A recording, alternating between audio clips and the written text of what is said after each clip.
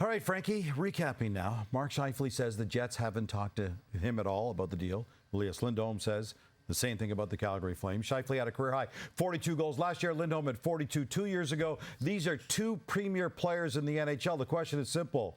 What's up with the silent treatment? I'm surprised. I really am. If I'm both of those teams, I'm doing everything I possibly can to get those players signed as quick as possible. There's a number of reasons why. First of all, they're very good players. They're cornerstones of your team. You want them in the mix as long as you possibly can. But the other thing is, think about the recruiting process if both those players walk for free. Now you're going to have to enter a free agent market and say, okay, I need a top line center on both of those teams. Like, Scheifele's been a very good player for the Winnipeg Jets for a long time. Same with Lindholm.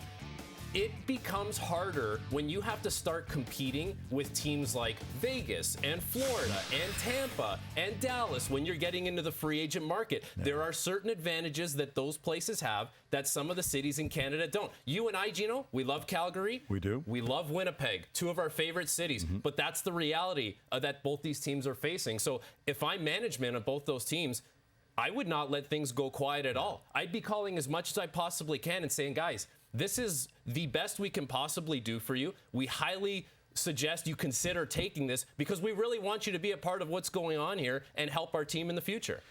Speaking of Winnipeg, Connor Hellebuyck also going to the last year of his contract right now. Loved when he said, and I'm quoting now, "I'm standing here now telling you I'm going to win a cup," end quote. It's pretty clear he's saying contend or I want out of here. Do you like the idea of Hellebuyck drawing the line in the sand? I like the idea of him drawing the line in the sand. I thought he played this perfectly. I really did, because now this is going to be the reference point for everything that Connor Hellebuyck does this season. It's going to be, is this team ready to win a cup? Is this team ready to compete?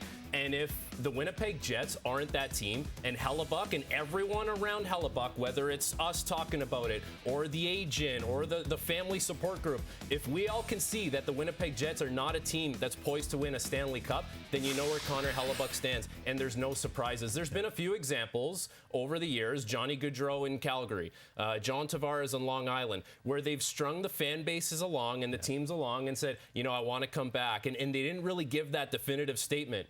Everyone knows where Connor Hellebuyck stands now with the Winnipeg Jets. If they get off to a really good start this season, then there's a chance they're in the playoffs and there's a chance they can go far. That's great. You have a good opportunity to retain him. If it doesn't go well, then you know where your goaltender's headed. And it might not be back to the Winnipeg Jets. It may be somewhere else. But there's no guessing as far as what he's thinking now. Hellebuyck won the Vezina back in 2020. Winnipeg will need that type of production to contend again this year.